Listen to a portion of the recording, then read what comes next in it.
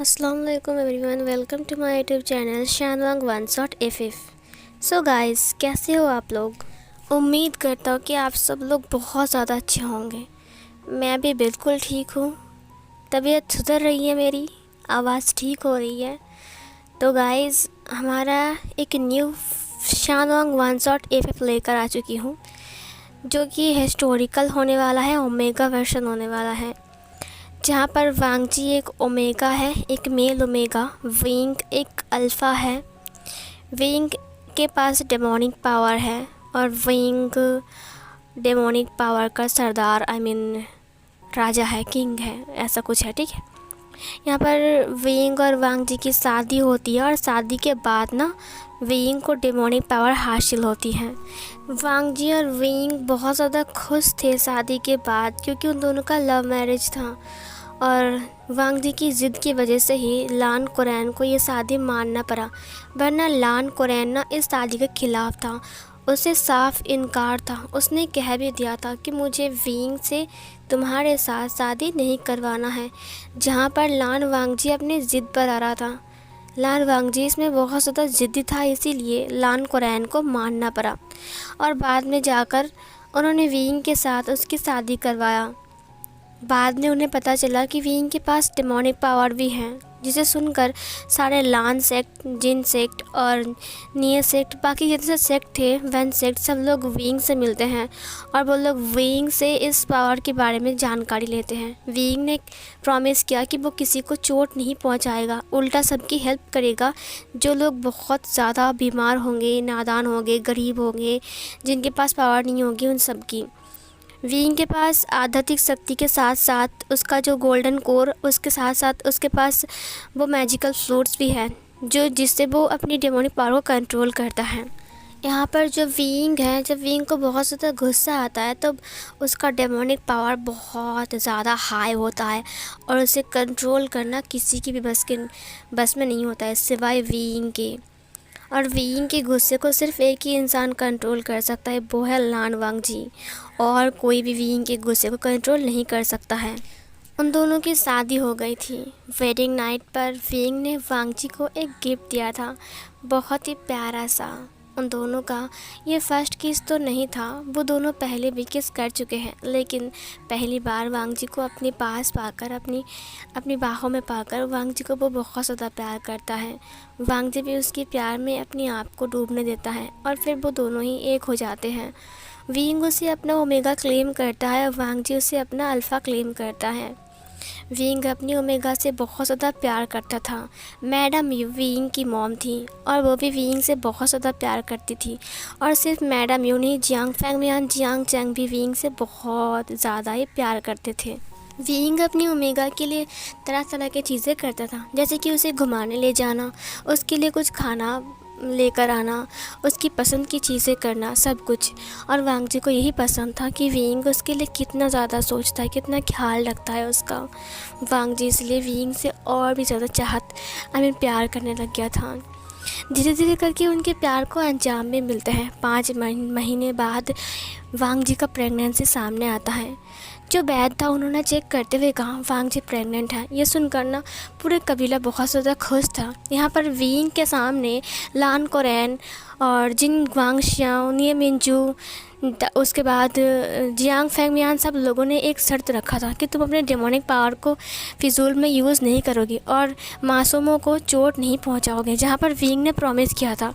जब वांगजी को पता चला कि वो प्रेग्नेंट है तो वो बहुत ज़्यादा खुश था, क्योंकि उसके घर में अब बेबी आने वाला है, वो मॉम बनने वाला है। वो बेबी को बर्थ देगा, उन्हें बाहों में लेगा, उन्हें खिलाएगा, बड़ा करेगा, उनको पढ़ाएगा, उन्हें बहुत कुछ सिखाएगा।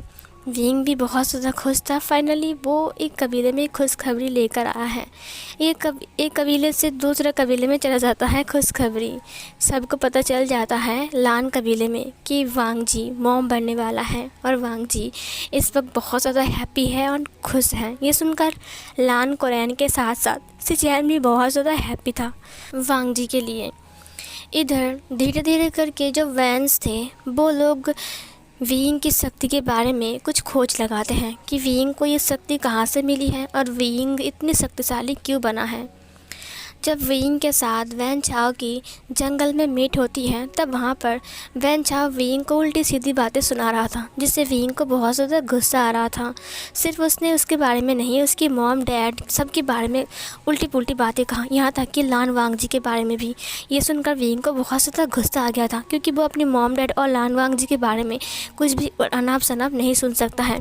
चाहे उसे जितना कुछ बोल लो वो सहन कर लेगा, लेकिन अपनी फैमिली के बारे में वो सहन नहीं करेगा। ये सुनकर वैन चाओ के मुंह पर उसने एक मुक्का मारा, जहाँ पर वैन चाओ के साथ विंग की लड़ाई हो गई थी। जियांग सैनिक भी वैन सैनिक के ऊपर अटैक करता है। इस युद्ध में इस लड़ाई में विंग की जीत होती है और वो वैन चाओ को अच्छे से धोता है। उसके बाद उसने वैन चाओ को थ्रेट दिया था कि अगर तुमने फिर से ऐसा कुछ किया तो मैं तुम्हें दोबारा नहीं छोड़ूंगा, समझे। वैन चाओ को यहाँ पर ही विंग से दुश्मनी हो जाती है और उसने विंग से बदला लेने की ठान लिया। अब वो विंग को कुछ ना कुछ करेगा, बदला लेगा, शायद विंग को मारेगा या फिर कुछ भी कर सकता है वो विंग को। वो अपनी कबीले में जाकर खोज लगाता है, वो तपस्या कर रहा था बहुत टाइम तक। उसके बाद उसको पता चलता है कि विंग के पास जो डेमोनिक पावर है वो उसे ऐसे ही नहीं मिल गया है। उसके पास एक अमूल्य चीज़ है जिसका नाम है इन लोहा, और इन लोहे की मदद से ही विंग के पास डेमोनिक पावर मौजूद है। अगर किसी तरीके से वो इन लोहा उसके हाथ से वो हासिल कर ले तो फिर वो सारे पावर्स उसके पास आ जाएगा। यही सोचकर वैन चाओ ने भी डेमोनिक पावर का साधना करना स्टार्ट किया। उसने बहुत सारे किताब पढ़े और ये सब करते करते उसे बहुत सारे दिन लग गए, बहुत सारे साल बीत गए। जब वैन चाओ ने पूरी शिक्षा को हासिल किया तब तकरीबन 4-5 साल बीत चुके थे। यहाँ पर विंग के 2 ट्विंस बेबी हुए थे, जहाँ पर वांग जी ने 2 ट्विंस बेबी को बर्थ दिया था। अब वो लोग भी 4-5 साल के हो चुके थे। 4 साल का 2 ट्विंस बेबी, वो दोनों बहुत ज़्यादा शैतान भी थे और बहुत ज़्यादा काइंड भी थे। विंग और वांग जी ने प्यार से उन दोनों का नाम दिया था युवान और सिजवे। युवान बहुत ज़्यादा पढ़ाकू था, वो शांत था और मतलब बिल्कुल अपनी मॉम पर गया था। और हमारा सिजवे वो एक नंबर का बदमाश था, वो बिल्कुल विंग पर गया था, बिल्कुल विंग पर, मतलब विंग की डुप्लीकेट कॉपी था। वो जो भी करता था, मतलब विंग की कॉपी तो समझ लो कैसा ही होगा, है ना। तो इधर जो वांग जी है ना, वो उन दोनों बच्चों से तंग आ चुका था, क्योंकि युवान के साथ साथ सिजवे रहता है, लेकिन सिजवे की तरह युवान बन रहा है, मतलब शैतान बन रहा है। कभी कभी मतलब बच्चे हैं ना, तो कभी कभी शैतानी भी कर लेता है। वांग जी अपनी जो ग्लास था उसे लेकर उन दोनों के पीछे भागते हुए कहा, मैंने कहा पानी पी लो, तुम लोगों ने अभी भी खाना खाया है, तुम लोग समझते क्यों नहीं हो, ये तो बच्चे सुनते क्यों नहीं हैं। युवान रुक गया, उसने कहा, मॉम मुझे माफ़ कर दीजिए, सिजवे ने मुझे कहा भागने पर हमारा खाना जल्दी हजम हो जाता है। ये सुनकर वांग जी ने सिजवे को देखा। सिजवे ने कहा, अरे तुम झूठ क्यों बोल रहे हो, तुमने पहले कहा ना मुझे। सिजवे ने कहा, तुम बहुत झूठे हो युवान। युवान ने कहा, लेकिन मैं झूठा नहीं हूँ, तुमने सही कहा था ना, भागने से हजम हो जाता है मॉम। उसकी मॉम ने कहा, पानी पी लो। उसके बाद वो दोनों बच्चों को पानी पिलाता है। विंग वहाँ पर आ गया। विंग को देखकर सिजवे ने कहा, पापा, पिताजी अब कहाँ गए थे। ये बोलकर वो अपनी पापा के पास आ गए। पापा के पास आने के बाद युवान भी दौड़कर विंग के पास आते हुए कहा, पिताजी आपको पता है मैंने ना आज तलवारबाजी की प्रैक्टिस किया और पता है सिजवे कितनी बार हार गया। विंग ने कहा, अच्छा सिजवे तुम हार गए थे। सिजवे ने कहा, नहीं ये दूध बोल रहा है, पता है मैंने इसको इना मारा। युवान ने कहा, तुम झूठ क्यों बोल रहे हो सिजवे, तुम तो हार गए थे ना, तुम स्वीकार क्यों नहीं करते हो, तुम झूठे हो। सिजवे ने कहा, सिजवे झूठे नहीं है, और तुम कितने बार झूठे हो, तुमने कितनी बार हराया, तुमने 1 बार हराया और मैं तुमको 4 बार हराया, समझे। युवान ने कहा, झूठे कहीं के। विंग ने कहा, अच्छा ठीक है, शांत हो जाओ, चुप हो जाओ, ये देखो मैं तुम्हारे लिए मिठाई लेकर आया हूँ, चलो आ करो। युवान ने आ किया। उसके बाद सिजवे ने भी उन दोनों को खिलाते हुए विंग ने कहा, कैसा लगा। वांग जी ने कहा, विंग इनको इतना मिठाई मत खिलाओ, तुम्हें पता है मिठाई खाने से दांत में कीड़े आ जाते हैं। वो वांग जी के पास आ गया। उसने कहा, लानजान तुम्हारे लिए भी लेकर आया हूँ, आ करो। वांग जी ने कहा, मिठाई बच्चों के सामने ऐसा क्यों कर रहे हो। विंग ने कहा, तुम्हें खिलाऊंगा ना और थोड़ी ना कुछ करूँगा। वांग जी ने अपना मुंह खोला। विंग ने खिलाते हुए कहा, कैसा है। वांग जी ने कहा, अच्छा है, कहाँ से लेकर आए हो। विंग ने कहा, इलिंग से। वांग जी ने कहा, तुम इलिंग क्यों गए थे विंग। विंग ने कहा, अम, कुछ ज़रूरी काम था इसीलिए। वांग जी ने कहा, तुम फिर से डेमोनिक पावर को लेकर। विंग ने कहा, लान जान, वो मेरे पास है तो मैं क्या कर सकता हूँ। अब मैं तो उसे फेंक नहीं सकता हूँ ना, उसके लिए मुझे कभी न कभी लिंक जाना पड़ता है। वांग जी ने कहा, तुम सुबह सुबह गए थे और अभी आ रहे हो, इतना लेट क्यों आए। विंग ने कहा, देखो मैं बहुत जल्दी गया और बहुत जल्दी आ गया, और वैसे भी तुमने मुझे मिस क्या किया। ये बोलकर उसने उसकी कमर को पकड़ लिया। वांग जी ने कहा, तो तुम्हें क्या लगता है कि मैं तुम्हें मिस नहीं करता हूँ। ईवान और सिजुए ने कहा, चलो वहाँ पर जाकर दादा को और दादी को बताते हैं कि पापा मिठाई लेकर आए हैं हमारे लिए। ये सुनकर सिजुए ने कहा, हाँ चलो चलो। वो मिठाई का डब्बा लेकर वहाँ से भाग गए। विंग ने कहा, ये बच्चे कितने शैतान हो गए ना। वांग जी ने कहा, हाँ ये तो है, तो इसीलिए मेरा दिन चलता है, वरना तुम तो पता नहीं कहाँ कहाँ घूमते रहते हो। विंग ने कहा, लान जान, इसीलिए तुम्हें ये 2 गिफ्ट मैंने दिया है। वांग जी ने कहा, शट अप विंग। विंग ने कहा, लानसान, मुझे भी कुछ गिफ्ट दो ना, मैंने तुम्हें गिफ्ट दिया है ना। वांग जी ने कहा, तुम्हारी ये बकवास गिफ्ट के बदले मैं तुम्हें क्या गिफ्ट दूँ विंग। विंग ने कहा, ये बकवास नहीं है, दोनों कितने प्यारे प्यारे हैं बोलो। वांग जी ने कहा, पता है सीजे बिल्कुल तुम पर गया है और एक भी बात नहीं सुनता है, और यूआन को भी बिगाड़ रहा है, पता है मेरी तो बात भी नहीं सुनता, पढ़ाई में बिल्कुल भी अच्छी नहीं है। उसकी हैंड राइटिंग अगर तुम देखोगे तो तुम्हें लगेगा कि ये कैसी हैंड राइटिंग है। विंग ने कहा, तो सोचो सिजुए कितना स्ट्रांग है अपनी डैड की तरह। वांग जी ने कहा, चुप रहो। विंग ने कहा, लानजान। वांग जी ने कहा, अब क्या है। विंग ने कहा, एक किस दो ना। लान वांग जी ने कहा, शट अप विंग, दरवाज़ा खुला है, छोड़ो। विंग ने कहा, क्यों, मैं क्यों छोड़ूं, और वैसे भी तो मेरी ओमेगा वाइफ हो। वांग जी ने कहा, ओमेगा हस्बैंड। विंग ने कहा, ओमेगा वाइफ मेरे बच्चों की माँ। ये सुनकर वांग जी ने कहा, तुम चुप रहो, तुम हमेशा ऐसे ही बोलते हो। विंग ने कहा, तो कैसे बोलूँ, ऐसे। विंग ने कहा, कैसे लगा। वांग जी ने कहा, विंग को यहाँ जाएगा, दरवाज़ा खुला। मैंने कहा, छोड़ो मुझे, छोड़ो छोड़ो। विंग ने कहा, नहीं छोड़ूंगा, क्या करोगे। विंग ने और जकड़ लिया। वांग जी ने कहा, विंग प्लीज़ थोड़ा, कोई आ जाएगा, दरवाज़ा खुला है, कोई देख लेगा विंग। विंग ने कहा, देखे तो क्या फ़ायदा, और वैसे भी हम दोनों की शादी हो गई है, हम शादीशुदा है, बच्चे की, हम बच्चे के पेरेंट्स हैं, हम कुछ भी कर सकते हैं, तो कोई देखेगा तो क्या होगा। फिर वांग जी ने कहा, डैड आ गए। विंग ने कहा, डैड, और फिर विंग ने छोड़ दिया वांग जी को। वांग जी ने कहा, उल्लू कहीं का, ये बोलकर वो भाग गया। विंग ने कहा, बदला लूँगा मैं इसका। लान वांग जी, हांग वांग जुन, मेरी बात कान खोल कर सुन लो, तुम्हारा हस्बैंड रात को बदला लेगा, आओगे ना मेरे पास। वांग जी ने कहा, आज मैं युवान और सिजुए के पास सोऊंगा। वांग जी की बात सुनकर विंग ने कहा, ठीक है, मैं वहाँ से उठाकर लेकर आ जाऊँगा, कोई बात नहीं। वांग जी वहाँ से हंसते हुए खिलखिलाते हुए भाग गया।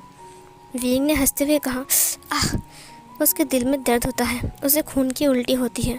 विंग ने कहा, ये डेमोनिक पावर को कंट्रोल करना बहुत मुश्किल है, कोई तो है जो मेरी आत्मिक शक्ति को चोट पहुंचा रहा है, ऐसा कौन कर रहा है। सीन कट होता है, इधर हमें वैन चाव को दिखाया जाता है, जो कि पूरी तरीके से ब्लैक रोब्स में था, और उसका अंदर का रोब्स भी रेड कलर का था, और वो बाहर आते हुए कहा, विभूषण अब तुम ख़त्म, तुम्हें क्या लगता है कि तुम मुझसे बच जाओगे। बिल्कुल नहीं विभूषण। और वो बेचारा लान वांग जी, बेचारे अकेले ओमेगा। कोई बात नहीं लान वांग जी, तुम्हारे प्यार को मैं एक्सेप्ट करूँगा। किसी ने कहा, लान वांग जी के तो बच्चे हैं। वैन चाव ने उसे अपने एक हाथ से मार दिया, इशारा करके, सिर्फ इशारा करके मार दिया। ये देखकर सब लोग हैरान थे। वैन चाव ने कहा, जब मैं खुद बात कर रहा हूँ तब मेरी बात को काटने के लिए तुम्हें किसने कहा था।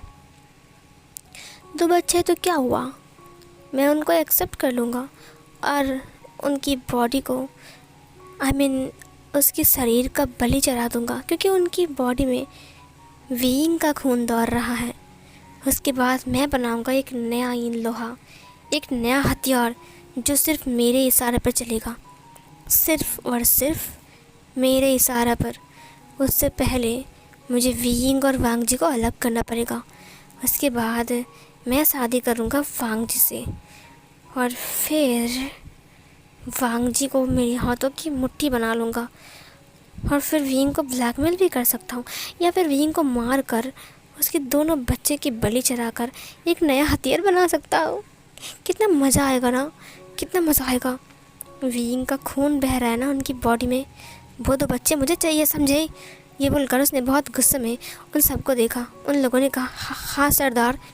जब वैन रोहान ने वैन झाओ को रोकने के लिए गया, तब वैन झाओ ने वैन रोहान को भी मार डाला और उन्होंने कहा, जो भी मुझे रोकने आएगा मैं उन सबको मार डालूँगा। उसने वैन सू, यहाँ तक कि उसने वैन जूलियो को भी मार दिया था। उसने कहा, वैन जूलियो, तुम मेरे बाप का गुलाम थे और आज तुम भी मर गए। सब लोग मर गए, सब लोग मर गए और सबको मारूंगा मैं। विंग की फैमिली को बर्बाद कर दूंगा। वांग जी को मैं अपना बनाऊंगा। वांग जी सिर्फ मेरा है। ये बोलकर उसने पास में रखी हुई एक ग्लास को तोड़ दिया। सीन कट होता है। विंग, मैंने कहा नीचे उतारो, नीचे उतारो मुझे। तुम क्या कर रहे हो, कोई देख लेगा। विंग ने कहा, बहुत रात हो गई है, तुम्हारी हिम्मत कैसे हुई? तुम युवान और सिजुए के रूम में सो रहे थे और तुम्हें क्या लगा तुम्हारा हस्बैंड तुम्हें छोड़ देगा? वांग जी ने कहा, रात हो गई तो क्या हुआ, कोई देख लेगा, तुम नीचे उतारो, क्या कर रहे हो विंग? विंग ने कहा, तुम्हारी हिम्मत कैसे हुई पहले बताओ मुझे, और इतनी रात को ना कोई देखेगा नहीं, सब लोग सो रहे हैं, समझे? वांग जी ने कहा, तो मैं चल सकता हूँ ना। क्या कर रहे हो विंग? विंग ब्राइडल स्टाइल में कैरी करते हुए वांग जी को अपने रूम की तरफ ले जा रहा था। वांग जी ने कहा, विंग तुम गलत कर रहे हो, समझे? छोड़ो छोड़ो मुझे, छोड़ो। विंग उसे लेकर चला गया।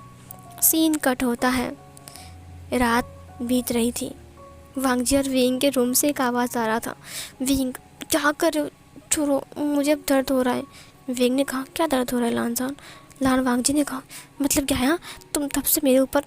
मैंने कहा, हटो, तुम मर्सीलेस हो कहीं के, बीस्ट कहीं के, छोड़ो। विंग, अब बहुत दर्द हो रहा है, तुम तब से कर रहे हो, कितना करोगे? और विंग ने कहा, जितना मेरा मन करेगा उतना करूँगा। वांग जी ने कहा, क्या उतना करूँगा, और मुझे दर्द नहीं हो रहा है क्या? छोड़ो विंग, बहुत दर्द हो रहा है, बहुत पेन हो रहा है विंग, अब मैं नहीं सहन कर सकता। विंग प्लीज़ छोड़ो विंग, दर्द हो रहा है ना, अब कितना करोगे तुम, आधी रात हो गया है। विंग ने कहा, बस एक राउंड और। लानसान प्लीज़, तुम ऐसा नहीं कर सकते, मैं तुम्हारा हस्बैंड हूँ लानसान। वांग जी ने कहा, विंग तुम एक राउंड करके 10 राउंड ले चुके हो। मैंने कहा, छोड़ो उठ, हटो मेरे ऊपर से। लानसान प्लीज़, बहुत अच्छा लग रहा है, प्लीज़ लानसान ऐसे मत करो। लानसान धक्का मत दो मुझे। उसने उसके दोनों हाथों को पकड़ लिया और उसके हेड के ऊपर पिन कर दिया। वांग जी ने कहा, विंग तुम बहुत गलत कर रहे हो। मैंने कहा, छोड़ो मुझे, छोड़ो विंग, प्लीज़ ऐसा मत करो ना। विंग मुझे दर्द हो रहा है ना। विंग ने कहा, ठीक है, छोड़ता हूँ, ओके, बहुत अच्छा लगा। विंग रिलीज़ होता है। वांग जी ने कहा, शैतान कहीं का, एक नंबर का शैतान, तुम बहुत बदमाश हो विंग। सीन कट होता है। इधर डेमोनिक पावर से कुछ इंसान ऑटोमेटिकली मर गए थे गुसु लान सेक्ट में। ये देख कर ना लान कुरैन पूरा ही हैरान था। लान कुरैन ने कहा, ये तो स्टेजियन दिव्य तत्व ने दिया था, तो ये दाग तो कुछ उस टाइप का ही लग रहा है ना। फिर चैन ने कहा, लेकिन ये दाग काफ़ी अलग है। लान कुरैन ने कहा, हो सकता है कि उसने अपना दाग का नक्शा बदल लिया होगा, उसका डिज़ाइन बदल लिया होगा। चैन ने कहा, बट अंकल ये दाग कहाँ से आए? लान कुरैन ने कहा, कहाँ से आएंगे, ये डेमोनिक पावर से है। इसका मतलब जिसने भी इन्हें मारा है ना, उसने डेमोनिक पावर का यूज़ किया है। वो है कौन जिसने इन्हें इतनी बेरहमी से मारा? और डेमोनिक पावर का यूज़ करने की वजह से इनकी सोल भी तहस नहस हो चुका है। चैन ने कहा, डेमोनिक पावर यूज़ करने वाला इंसान? लान कुरैन ने कहा, और वो एक ही है, वो है विंग। ये सुनकर चैन ने कहा, लेकिन विंग ने प्रॉमिस किया था कि वो किसी भी बेगुनाह इंसान को नहीं मारेगा। आपको नहीं लगता ये विंग का नहीं किसी और का काम भी हो सकता है? लान कुरैन ने कहा, विंग के पास छोड़कर किसी और के पास डेमोनिक पावर नहीं है। चैन, क्या तुम उसका साइड ले रहे हो?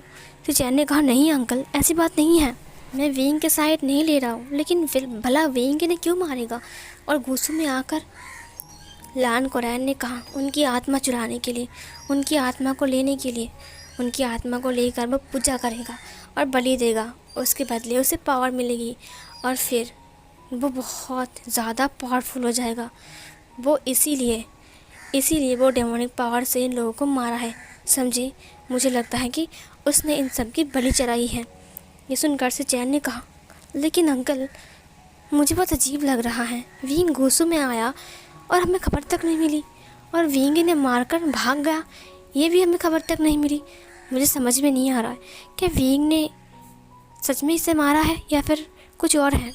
लान कोरैन ने कहा, से चैन क्या तुम मेरी बात पर यकीन नहीं करो? इन सब को विंग ने ही मारा है, समझे? ये बोलकर जो लान कोरैन था वो अपने कबीले के अंदर आ गया। इधर जो विंग था वो लोग कहीं पर जा रहे थे पिकनिक मनाने के लिए अपनी बेबीज़ के साथ, जहाँ पर जियांग चैंग मौजूद था। जियांग चैंग बहुत ज़्यादा खुश था। उसने कहा, मुझे यकीन नहीं हो रहा है कि हम लोग पिकनिक पर जा रहे हैं। जियांग चैंग ने कहा, विंग हम लोग कहाँ जा रहे हैं? जहाँ पर से जिए और ईवान ने कहा, अरे अंकल आप तो पता है हम कहाँ जा रहे हैं? पापा ने कहा है हम पहाड़ के नीचे जा रहे हैं जहाँ पर इतनी सारी खरगोश और फूल हैं। सिजुए ने कहा, हाँ सही कहा तुमने, और खरगोश ना हम पतल के लाएंगे उसे। ये सुनकर जियांग चैंग ने कहा, पतल के नहीं पकड़ के। उसने कहा, हाँ पतल के, मैंने वही कहा। विंग हंसते हुए कहा, जियांग चैंग अगर तुम सिजुए की बात को ठीक करने गए ना तो तुम खुद पागल हो जाओगे। उसने कहा, हाँ सही कहा, एक तोतला है और एक अच्छे से बोलता है। पता है ये दोनों बिल्कुल सेम टू सेम दिखते हैं, लेकिन फ़र्क सिर्फ इतना है, सिजुए और ईवान की बात करने का स्टाइल बिल्कुल अलग है और ये तोतला है। सिजुए ने कहा, मैं तोतला नहीं हूँ ना? उसने कहा, हाँ हाँ तुम तोतला नहीं हो बाबा। सिजुए ने कहा, आप मेरी तरह क्यों बोल रहे हो? हाँ। ईवान ने कहा, छोड़ो ना सिजुए, तुम अंतर से झगड़ा मत करो, झगड़ा करना बुरी बात है, ये मॉम ने कहा है। वांग जी ने कहा, देखा विंग कितने अच्छे से सिखाया मैंने, और तुमने क्या सिखाया ईवान को, आई मीन सिजुए को? ये सुनकर विंग ने कहा, मैंने सिखाया है कि हमेशा अपनी ओमेगा वाइफ को बहुत ज़्यादा प्यार करना। ये सुनकर वांग जी ने कहा, तुम कितने शैतान हो विंग। ये बोलकर वो उससे दूर हो गया। वो लोग हंसते हुए पिकनिक मनाने के लिए जा रहे थे। इधर लान कबीले में जिन ग्वांग शाओ एंड उसके साथ निये मिंजू भी साथ में आता है। निये मिंजू ने कहा, हमारे कबीले में बहुत सारे हमारे गांव में लोग मर चुके हैं। और उनकी तभी लान कोरैन ने कहा, क्या आपके वहाँ पर भी? निये मिंजू ने कहा, हाँ हमारे वहाँ पर भी, और हम दोनों का निशान बिल्कुल सेम है, वो स्टिच एंड दिव्य तत्व की तरह, लेकिन थोड़ा सा अलग है। ये सुनकर लान कोरैन ने कहा, रुको। उसने लाश को दिखाते हुए कहा, बिल्कुल ऐसे?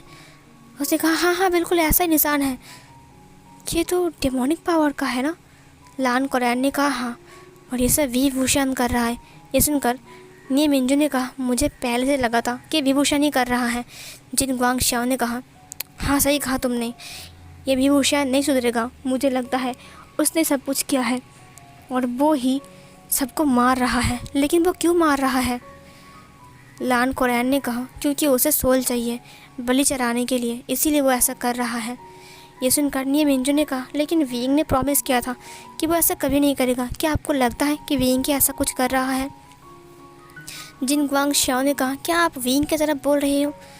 निये मिंजू ने कहा, नहीं, मैं विंग के साइड नहीं ले रहा हूँ, लेकिन बात ऐसी है कि उसने प्रॉमिस किया था कि वो कभी भी ऐसा नहीं करेगा, तो आपको नहीं लगता कि हम कुछ ज़्यादा सोच रहे हैं? ये सुनकर लान कोरैन ने कहा, बस उसने ही सब कुछ किया है, उसके पास ही डेमोनिक पावर है, डेमोनिक पावर किसी और के पास नहीं है, आप सब जानते हो। ये सुनकर निये मिंजू ने कहा, हाँ आपने सही कहा, विंग के पास डेमोनिक पावर है, लेकिन उसने जो प्रॉमिस किया था, जिन ग्वांग शाओ ने कहा, हो सकता है कि उसने अपनी प्रॉमिस को तोड़ दिया हो, क्योंकि उसे अभी सोल की बहुत ज़रूरत थी, इसीलिए उसने बहुत कम लोगों को मारा है। मुझे लगता है कि धीरे धीरे।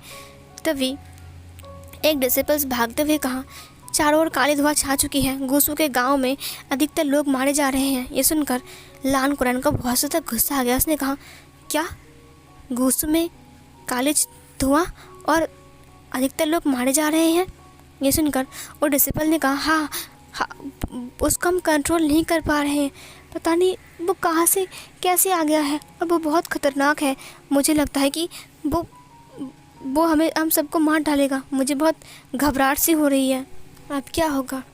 लान कोरैन ने कहा, ये विंग की खैर नहीं, चलो यहाँ से सब लोग जियांग से जाएंगे, विंग से बात करना पड़ेगा, ये फैसला करना पड़ेगा कि वो चाहता क्या है असल में, वो बेगुनाह लोगों को ऐसे क्यों मार रहा है। ये बोलकर वो सब लोग जियांग सट के लिए निकल गए, विंग को धमकी देने के लिए और समझाने के लिए कि वो ऐसा क्यों कर रहा है। इधर जो सिजुए था वो तितली को पकड़ते हुए कहा, अरे नहीं, वो भाग गया। यह सुनकर जियांग चंग ने कहा, विंग तुम्हारे बच्चे बड़े प्यारे हैं। विंग ने कहा, हाँ क्योंकि वो मेरे बच्चे हैं। ये सुनकर जियांग चंग ने कहा, बट एक बात कहूँ विंग, मुझे ना बहुत फ़िक्र हो रही है। ये सुनकर विंग ने कहा, क्यों फ़िक्र क्यों हो रही है? जियांग चंग ने कहा, अगर ये बच्चे दोनों बदमाश बिल्कुल तुम्हारी तरह बने तो पता नहीं हमारे कबीले में और कितने सारा विंग बनने वाला है। ये सुनकर वांग जी ने कहा कि जो हमारा सिजू है ना वो बिल्कुल विंग पर गया है, बिल्कुल विंग पर। ईवान को देखो चुपचाप बैठा हुआ है और खरगोश के साथ खेल रहा है, लेकिन सिजुए को देखो कूदते कूदते कहाँ कहाँ जा रहा है। वहाँ पर एक डिसिपल्स आ गया, वो लोग खाना खा रहे थे उस टाइम। डिसिपल ने कहा, राजकुमार विंग, राजकुमार चैंग। उसने ग्रीट किया। विंग ने कहा, क्या हुआ है? वो उठकर खड़े हो गए। सिजुए अपनी मॉम के पास आ गया। उसने कहा, मॉम क्या हुआ है? ये डिसिपल यहाँ पर क्यों आया है? हम यहाँ पर हो है इसीलिए आया है ये? वांग जी ने कहा, चुप रहो। डिसिपल ने कहा, आपको महाराज ने बुलाया है अभी इसी वक्त। सरदार ने कहा आप सबको जाने के लिए। विंग ने कहा, ठीक है चलो चलते हैं। सिजे, ईवान चलो, वांग जी इन्हें लेकर आओ। वांग जी ने कहा, हाँ। उसके बाद विंग और जियांग चैंग, वांग जी, सिजुए, ईवान सब लोग जाने लगते हैं। इधर सिजुए ने कहा, पापा मुझे बहुत डर लग रहा है, ये डिसिपल हमें क्यों बुला रहे हैं? क्या दादाजी हमें मारेंगे, डांटेंगे क्योंकि हम यहाँ पर आए थे? विंग ने उसे गोद में लेते हुए कहा, नहीं डांटेंगे क्योंकि हम तो उन्हें बोल कर आए थे ना। फिर डिसिपल हमें अच्छे क्यों ले जा रही है? आप तो बताएं, हमने तो अच्छे से खाना भी नहीं खाया। विंग ने कहा, कोई बात नहीं। ईवान ने कहा, मॉम ये सब क्या हो रहा है? ये डिसिपल इतना घबराए हुआ क्यों है? वांग जी ने कहा, तुम बहुत समझदार हो ईवान, लगता है कुछ हुआ है इसीलिए तुम्हारे दादा ने हमें बुलाया है। ये सुनकर उसने कहा, हाँ मैं तो वही सोच रहा हूँ। जियांग चंग ने कहा, सही कहा ईवान, मुझे लगता है कुछ हुआ है, ये डिसिपल बहुत हड़बड़ी में है। उसके बाद वो लोग जियांग सेक्ट में आ जाते हैं, जहाँ पर विंग देखता है सब लोग उपस्थित हैं। नी मिंजू, जिंग वांग श्याओ, लान कोरैन, सिचैन, उसके बाद मेंग याओ, उसके बाद नी होसेंग, उसके बाद जियांग फेंगम्यान, मैडम, यूँ सब लोग। विंग ने कहा, क्या हुआ है पापा? मॉम बात क्या है? आप लोग अर्जेंट मुझे बुलाया? हम सब तो पिकनिक मनाने गए थे ना। लान कोरैन ने कहा, वाह विभूषण, वाह क्या बात है। जिन वांग श्याओ ने कहा, इतने सारे लोगों को खून करके मौत का घात उतार कर तुम पिकनिक मनाने गए थे? विंग ने कहा, ये क्या बकवास कर रहे हो आप, क्या बकवास कर रहे हो? जिन गुआंग शाह ने कहा, बकवास कर रहा हो? लान कोरैन ने कहा, गुसू में पूरे गांव के इंसानों को किसने मारा? विंग ने कहा, ये क्या बकवास कर रहे हो आप? फिर लान कोरैन ने कहा, उस लाश को अंदर लेकर आओ। वो उस लाश को लेकर अंदर आ गया। उसने विंग को दिखाते हुए कहा, देखो इसको किसने मारा है बताओ। विंग ने कहा, लेकिन इसको मैंने नहीं मारा है। विंग ने उसकी जो गर्दन पर निशान है वो चेक किया। विंग ने कहा, हाँ हो सकता है कि इसको डेमन पावर से मारा गया है, लेकिन ये निशान मेरा नहीं है। लान कोरैन ने कहा, हो सकता है कि तुमने अपना निशान बदल दिया हो। विंग ने कहा, मैं भला ऐसा क्यों करूँगा? लान कोरैन ने कहा, क्योंकि तुम ऐसा ही हो विभूषण, तुमने शैतान की बलि चढ़ाई है इस मासूम जान की। ये सुनकर विंग ने कहा, यह झूठ है वांग जी। तभी सिजुए और ईवान ने कहा, इसको कितने माला है? नाना जी आप यहाँ पर, और मामा जी और पापा ने क्या किया है? ये सुनकर जियांग चंग ने कहा, तुम लोग मेरे साथ चलो, पता है क्या हुआ है, मैं बताता हूँ तुम दोनों को, चलो मेरे साथ। उसके बाद जियांग चंग वांग जी और सिजुए ईवान को लेकर चला गया। थोड़ी देर बाद लान कोरैन ने कहा, वांग जी तुम रुको। वांग जी वहाँ पर रुक गया। वांग जी ने कहा, मैं ओमेगा हूँ और अल्फ़ा के बीच। फिर लान कोरैन ने कहा, तुम्हें सुनना बहुत ज़रूरी है कि तुम्हारा हस्बैंड क्या कर रहा है। ये सुनकर वो रुक गया वहाँ पर। लान कोरैन ने कहा, सिर्फ गुसू में नहीं, निये कबीले में, जिन कबीले में जितने सारे गांव हैं उन इंसानों को तुमने मारा है। विंग ने कहा, ये बकवास करना बंद कीजिए, मैं एक ही साथ इतने सारे गांव वालों को कैसे मार सकता हूँ? लान कोरैन ने कहा, ये तुम जानते हो विभूषण। ये मिंजो ने कहा, विभूषण तुमने प्रॉमिस किया था कि तुम कभी भी अपनी डेमोनिक पावर का गलत इस्तेमाल नहीं करोगे, लेकिन फिर भी तुमने ऐसा किया। विंग ने कहा, भाई नहीं है, मेरी बात को कान खोलकर सुनो और समझने की कोशिश करो, मैंने ऐसा नहीं किया है, और भला मैं ऐसा क्यों करूँगा। जिन गुआंग शाओ ने कहा, क्योंकि तुम्हें सोल की ज़रूरत थी। विंग ने कहा, मुझे भला सोल की ज़रूरत क्यों पड़ेगी, मेरे पास पूरी शक्ति है, मैंने हासिल कर लिया है अपनी साधना करके, और मैं जान क्यों लूँगा। अगर सोल की ज़रूरत पड़ती तो मैं साधना कर लेता, उससे अच्छा होता। मैं 1 साल साधना करता, इतने सारे जानों को मारकर मेरी क्या फ़ायदा। ये सुनकर लान कोरैन ने कहा, विभूषण तुम झूठ बोल रहे हो। विंग ने कहा, मैं झूठ नहीं बोल रहा हूँ। तभी वहाँ पर वैन छाओ अपने पूरे सैनिक को लेकर आ गया। वैन छाओ ने कहा, तुम झूठ बोल रहे हो विभूषण। विंग पीछे मुड़ते हुए कहा, वैन छाओ तुम यहाँ पर। वैन छाओ ने कहा, तुमने सिर्फ निये कबीला, लान कबीला और जिन कबीला ही नहीं, तुमने वैन कबीले में भी ऐसा ही किया है। विंग ने कहा, वैन छाओ झूठ बोलना बंद करो। वैन छाओ ने कहा, तुमने मेरे पापा को भी मार डाला जब वो तुम्हें रोकने गए, तुम्हें याद है विभूषण। लान कोरैन ने कहा, क्या वैन रोहान को विंग ने मार डाला। ये सुनकर सब लोग विंग को देखने लगते हैं। विंग ने कहा, ये झूठ बोल रहा है। लानजान तुम तो यकीन करो मुझ पर, ये झूठ बोल रहा है। लान वांगजी ने कहा, अंकल विंग ऐसा नहीं कर सकता है, और विंग भला ऐसा क्यों करेगा। जिन गुआंग शाओ ने कहा, देखो लान वांगजी, जो तुम जानते नहीं हो उसके बारे में बात करना बंद करो। विभूषण ने ऐसा कुछ किया है, उसे सबको मार डाला। विभूषण। जियांग फेंगमियान को बहुत ज़्यादा गुस्सा आ गया था। फिर इधर वैन छाओ ने कहा, तो बताओ विभूषण, किसके पास डेमोनिक पावर है जो इन सबको ऐसे मारेगा। विंग ने कहा, मुझे नहीं पता। फिर मेंग्याओ ने कहा, अगर तुम्हें नहीं पता है तो तुम क्यों बोल रहे हो कि तुमने इन्हें नहीं मारा है। विंग ने कहा, क्योंकि मैंने इन्हें नहीं मारा है। इधर जियांग फेंगमियान ने विंग को पकड़ते हुए कहा, विंग तुमने ऐसा क्यों किया। विंग ने कहा, डैड मैंने ऐसा नहीं किया है पिताजी, ये सब झूठ बोल रहे हैं। उसने विंग को थप्पड़ मार दिया। उन्होंने कहा, चुप हो जाओ विंग, मुझे पता है कि तुम्हारा गुस्सा कितना खतरनाक है, तुम गुस्से में आ गए थे ना, तुमने गुस्से में सब कुछ किया। विंग ने कहा, पापा।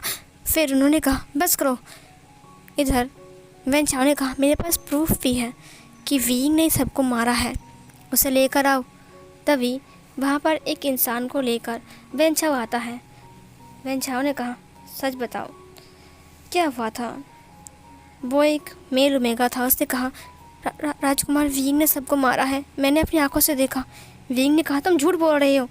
उस इंसान ने कहा, सरदार मुझे बचा लीजिए, राजकुमार विंग मुझे भी मार देगा। विंग को बहुत गुस्सा आ रहा था। विंग के गुस्से में उसकी चारों ओर काले धुआं निकल रही थी। इधर जो जियांग चैंग था वो लोग बच्चों को समझा रहा था, लेकिन सिजुए ने कहा, नहीं मुझे पिताजी के पास जाना है, मुझे लगता है कि आप लोग झूठ बोल रहे हो। वो लोग देखिए पिताजी को क्या कर रहे हैं, उनके ऊपर से काले धुआं क्यों निकल रही है, क्या वो लोग उन्हें जला रहे हैं। नहीं, मुझे उनके पास जाना है। ये बोलकर वो वहाँ से भागने लगता है, और युवान भी उसके पीछे पीछे, क्योंकि दूर से उन दोनों ने वांगजी वांगजी, विंग और बाकी सब जितने सारे लोग थे उन सबको देख रहे थे। बातें सुन नहीं रहे थे लेकिन देख रहे थे। इधर उस लड़के ने कहा, हाँ ये सच है, वो किसान में गए थे और जाने के बाद उन्होंने बांसुरी को बाहर निकाला और फिर सबको मारना स्टार्ट किया। उन्होंने एक एक करके सबको मार डाला। उन्होंने मेरी मॉम डैड सबको मार डाला, सिवाय मैं छिपा हुआ था, सिर्फ मैं छिपा हुआ था इसलिए मैं बच गया। विंग ने बांसुरी को उठाते हुए कहा, तुम झूठ बोल रहे हो। तभी वैन छाओ ने कहा, देखा प्रूफ आपके सामने है, देखिए विंग कितना गुस्सा हो रहा है, और विंग ऐसे ही सबको मारा होगा, ऐसे ही गुस्से में आकर सबको मारा है। विंग ने कहा, झूठ है, झूठ बोलना बंद करो। वैन छाओ तुम चाहते क्या हो। वैन छाओ ने कहा, कुछ नहीं विभूषण, बस कबूल कर लो कि तुमने सबको मारा है। इधर मैडम यू ने विंग को चाबुक से मारते हुए कहा, विंग तुमने ऐसा क्यों किया। विंग ने कहा, मॉम मैं सच कह रहा हूँ, मैंने ऐसा नहीं किया। मैडम यू रोते रोते नीचे बैठ गई। विंग शांत हो गया मार खा के। मैडम यू ने उसे इसलिए मारा था कि विंग शांत हो जाए। वहाँ पर सिजुए और युवान दोनों आ गए। वो सिजुए अपने पापा के पास आते हुए कहा, पिताजी आप लोग मेरे पापा को क्यों मार रहे हो, आप उन्हें क्यों मार रहे हो, मत मारो प्लीज़, मत मारो ना, मत मारो, मम्मा आपने कुछ क्यों नहीं कहा? आप बहुत बुरे हो, आप कुछ नहीं बोल रहे हो, आप खड़े हो चुपचाप। आप क्यों मारो? दादी जी मत मारो ना। मैडम यू ने कहा, सिजुए हट जाओ वहाँ से। सिजुए ने कहा, नहीं आप लोग मेरे पापा को मार रहे हो। मम्मा आप कुछ नहीं बोल रहे हो। ईवान ने कहा, सिजुए तुम वहाँ से हटो। सिजुए ने कहा, ईवान तुम कितने भूले हो, तुम देख नहीं सकते पापा को ये लोग मार रहे हैं। विंग ने कहा, हट जाओ बेटा। सिजुए ने कहा, नहीं मैं नहीं हटूंगा। और तुम? उसने वैन चाओ को देखा। उसने कहा, तुम्हारी हिम्मत कैसे हुई मेरे फादर के ऊपर हाथ उठाने की? उसने कहा, तुम पिद्दू से बच्चे, चुप रहो समझे। सिजुए ने कहा, मैं पिद्दू नहीं हूँ, तुम सबको मार सकता हूँ मैं। विंग ने कहा, सिजुए हटो यहाँ से। लान कोरैन ने कहा, विंग तुमने अपना प्रॉमिस तोड़ दिया है, अब तुम हमारे इंसानी दुनिया में रहने के लायक नहीं हो। विंग उठ गया। उसने कहा, अब चाहते क्या हो? लान कोरैन ने कहा, चाहता क्या हो मतलब? अभी मैंने क्या कहा तुमको समझ में नहीं आया? विंग ने वांग जी को देखा। उसने कहा, लान सान तुम्हें भी यही लगता है कि मैंने सबको मारा है?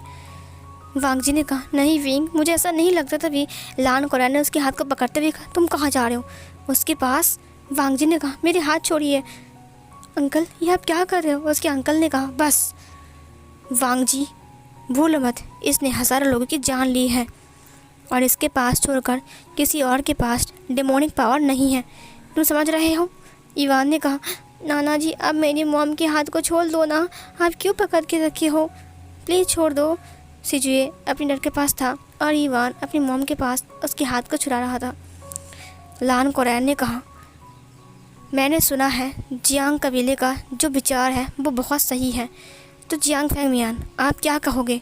जियांग फेंगमियान को बहुत ज़्यादा गुस्सा भी आ रहा था और ये सब सुनकर उसकी नाक भी कट चुकी थी। उसका सिर शर्म के मारे झुका जा रहा था कि विंग ने इतना सब खून किया। उन्होंने विंग से कहा, चले जाओ यहाँ से। विंग ने कहा, पिताजी ये सब झूठ बोल रहे हैं, मैंने किसी को नहीं मारा है।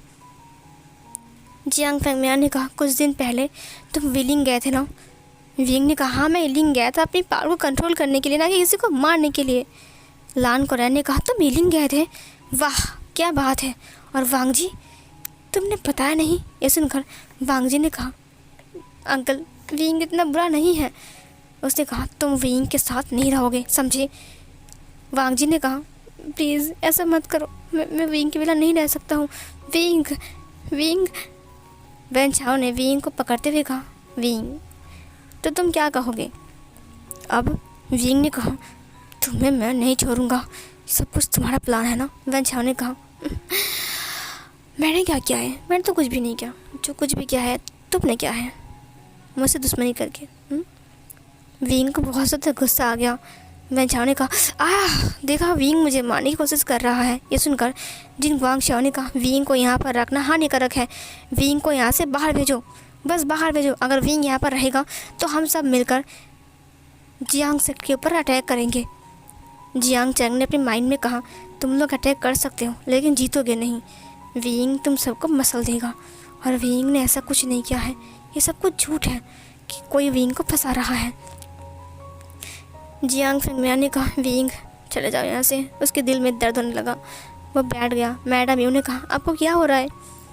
मैडम यू ने कहा, विंग तुम्हारी वजह से तुम्हारे अंकल बीमार हो गए, बताओ तुम चाहते क्या हो? विंग ने कहा, क्या मतलब है? मतलब मैं चला जाऊँ यहाँ से? लान कोरैन ने कहा, हाँ अगर तुम ऐसे नहीं गए तो हम जियांग सेट के ऊपर अटैक करेंगे, बताओ विंग तब तुम सहन कर सकते हो? विंग ने कहा, बस अटैक करने की कोई ज़रूरत नहीं है। उसने वांग जी को देखा, उसने कहा, लान सान। वांग जी ने कहा, नहीं विंग मुझे गलत मत समझो, अंकल प्लीज़ विंग को जाने मत बोलिए, अगर विंग को जाने बोलिएगा तो मैं भी जाऊंगा। लान कोरैन ने कहा, नहीं किस दिन वो तुम्हें भी मार देगा, तुम उसके साथ नहीं जाओगे समझे? विभूषण निकल जाओ यहाँ से, दफ़ा हो जाओ। विंग ने कहा, ठीक है मैं जा रहा हूँ, मुझे और कुछ नहीं चाहिए, बस इतने सुनने को मिला कि मैं धोखेबाज हूँ। उसने सबको देखा। जियांग फेंगमियान रो रहा था। मैडम यूँ भी रोते हुए कहा, विंग मुझे माफ़ कर दो, मैंने तुम्हें मारा। उन्होंने अपने माइंड में कहा। जियांग चंग ने कहा, विंग कैसे मत जाओ। विंग ने कहा, नहीं जियांग चंग मुझे मत रोको। उसने वैनचाओ को देखते हुए कहा, जिसने भी सब कुछ किया है ना, मैं उसे नहीं छोड़ूंगा, हरगिज़ नहीं छोड़ूंगा, कभी नहीं छोड़ूंगा। इधर उसने कहा, ठीक है, मैं तुम्हें देख लूँगा। वी हुशियान, मुझसे पंगा लेने की बात बहुत भारी पड़ गई ना। विंग को बहुत ज़्यादा गुस्सा आ गया, लेकिन विंग ने कुछ नहीं कहा। लान कोरैन ने कहा, चले जाओ विभूषण, इंसानी दुनिया में तुम नहीं रह सकते हो, समझे। विंग ने कहा, ठीक है। उसके बाद विंग धीरे धीरे करके जाने लगता है। वो पीछे मुड़ते हुए लान वांगजी को देखता है। लान वांगजी ने कहा, नहीं विंग, विंग मेरे हाथ छोड़िए अंकल। विंग ने ऐसा कुछ नहीं कहा, मैं विंग के बिना नहीं रह सकता हूँ, मुझे भी विंग के साथ जाना है, मेरे हाथ छोड़िए। इवान ने कहा, पिताजी। सिचुएन ने उसके हाथ को पकड़ते हुए कहा, नहीं इवान बेटा, वहाँ पर मत जाओ। सिचुएन ने कहा, मुझे भी यहाँ पर नहीं रहना है। ये बोलकर वो भागकर अपने फादर के पास आ गया। विंग ने कहा, सिचुएन ने कहा, तिदुए आपके साथ आएगा और मुझे इनके साथ नहीं रहना है, और मॉम भी कितनी बुरी है। ये सुनकर वांगजी ने कहा, मैं बुरी नहीं हूँ बेटा, मैं वो। इवान ने कहा, सिचुएन मुझे भी ले चलो, छोड़ो मुझे। मैंने कहा छोड़ो। सिचुएन ने कहा, नहीं तुम नहीं जाओगे। लान कोरैन ने कहा, हिसाब से अगर तुम चाहो तो सिजुए को लेकर जा सकते हो, वैसे भी सिजुए बिल्कुल तुम पर गया है, ऐसा बच्चा यहाँ पर ना रहे तो ये अच्छा है, उसकी वजह से इवान बिगड़ जाएगा। इवान ने कहा, नहीं वो मेरा भाई है। मैंने कहा, छोड़ो मुझे पिताजी के पास जाना है। मम्मा आप साथ चलो ना। वांगजी ने कहा, अंकल आप क्या कर रहे हो। उसके अंकल ने कहा, चुप रहो वांगजी, अगर तुम ज़्यादा कुछ बोला ना तो मैं तुम्हें भी नहीं छोड़ूंगा, समझे। विंग ने कहा, लानसान बस करो। लानसान शांत हो गया। उसने कहा, सिजुए जाओ, मामा के पास जाओ। सिजुए ने कहा, नहीं मुझे नहीं जाना है, मुझे आपके साथ आना है पिताजी, मुझे आपके साथ आना है। ये सुनकर विंग ने कहा, मैंने कहा ना जाओ। उसने अपनी फादर के हाथ को पकड़ते हुए कहा, नहीं था ना, मैं नहीं जाऊँगा। उसने सबको देखा। लान कोरैन ने कहा, ठीक है, तुम्हारे 2 बेटे हैं, हिसाब बराबर तुम्हें एक मिलना चाहिए और वांगजी को एक मिलना चाहिए। वांगजी के साथ हमेशा हमेशा के लिए तुम्हारा अब कोई संबंध नहीं रहेगा। तुम सिजुए को लेकर जा सकते हो विंग, हमें कोई ऐतराज़ नहीं है। हम इवान को लेकर जा रहे हैं। इवान रो रहा था बहुत ज़्यादा और अपने भाई को देख रहा था, क्योंकि वो अपने भाई के बिना एक पल भी नहीं रह सकता है। विंग की आंखों में भी आंसू थे। वांगजी भी रो रहा था। विंग ने वांगजी से कहा, लानसान चिंता मत करो, मैं सब कुछ ठीक कर दूंगा, हर तुम इवान का ध्यान रखना, कभी घबराना मत, हमेशा मैं तुम्हारे साथ हूँ। वांगजी ने कहा, विंग तुम मेरे साथ कहाँ हो, तुम तो जा रहे हो। विंग ने कहा, लानसान बस इवान का ध्यान रखना और अपनी भी। सिजुए चलो। उसके बाद वो सिजुए को लेकर चला गया वहाँ से। सीन कट होता है। वांगजी की आंखों के आंसू रुक नहीं रहे थे जब तक विंग उसके सामने से गायब ना हो गया। सिजुए और यिंग को जाते हुए देखकर सिर्फ वांगजी ही नहीं, madam Yu, Jiang Cheng, Jiang Fengmian के साथ साथ युवान भी बहुत रो रहा था। वो नीचे बैठ गया, अपने पैर को पटकते हुए रोने लगा। वांगजी भी नीचे गिर गया। उसके बाद सीन कट होता है।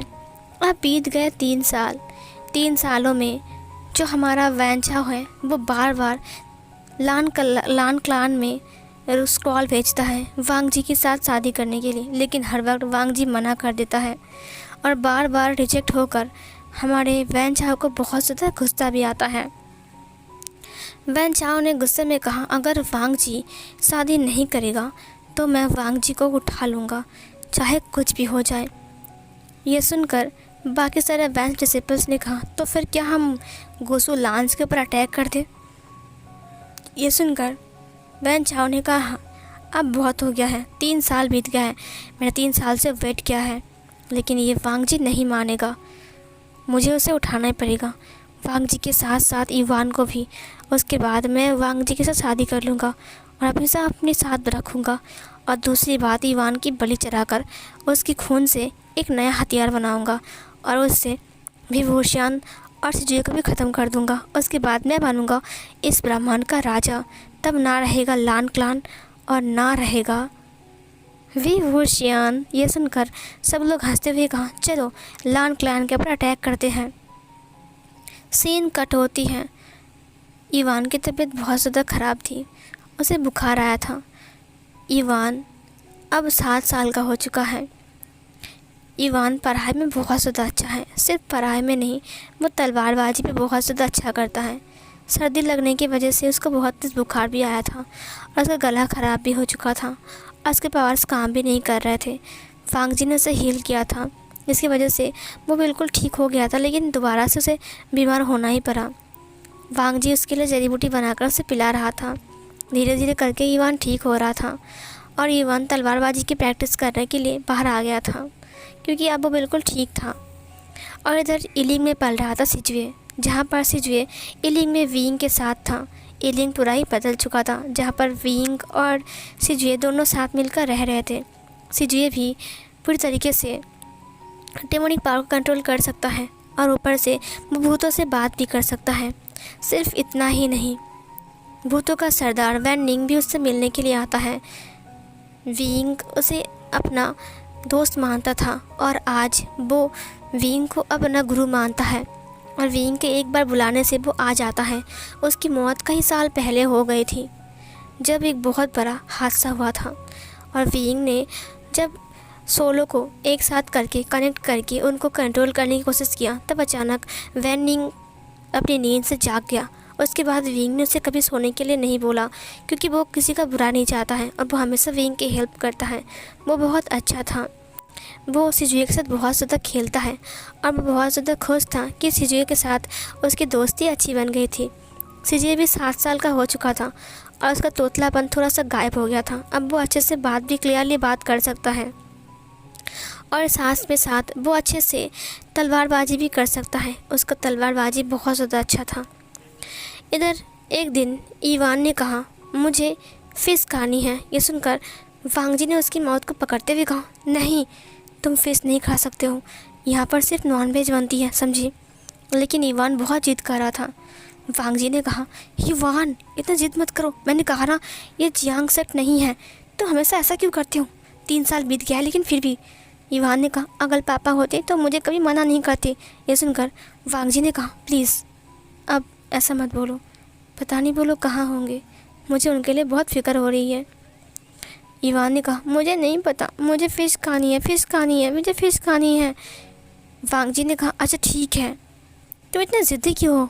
इवान ने कहा, मुझे नहीं पता। वांग जी ने कहा, ठीक है, तुम वेट करो, मैं आधे घंटे में तुम्हारे लिए फ़िश लेकर आता हूँ। मैं जाकर बाज़ार से लेकर आता हूँ, ठीक है, लेकिन तुम कहीं मत जाना, समझे, और किसी को मत बोलना, अभी रात हो गई, हाँ, तो कहीं मत जाना, ठीक है। इवान ने कहा, ठीक है, मैं नहीं जाऊँगा, मैं गुड बॉय हूँ ना। ये बोलकर वो अपनी किताब को बाहर निकाल के पढ़ने लगता है और वांग जी छुप कर कबीले से बाहर जाता है फ़िश लाने के लिए इवान के लिए। उसी टाइम वैन चाओ लान क्लैन के ऊपर अटैक करता है। पहले सिजैन को समझ में नहीं आया था कि असल में वैन चाओ यहाँ पर क्यों आया है, लेकिन बाद में जब उसने देखा कि वैन चाओ उनके सैनिकों को मार रहा है, इसे देखकर सिजैन ने कहा, वैन चाओ तुम ऐसा क्यों कर रहे हो, सबको क्यों मार रहे हो। वैन चाओ ने कहा, मुझे वांग जी चाहिए, वांग जी कहाँ है।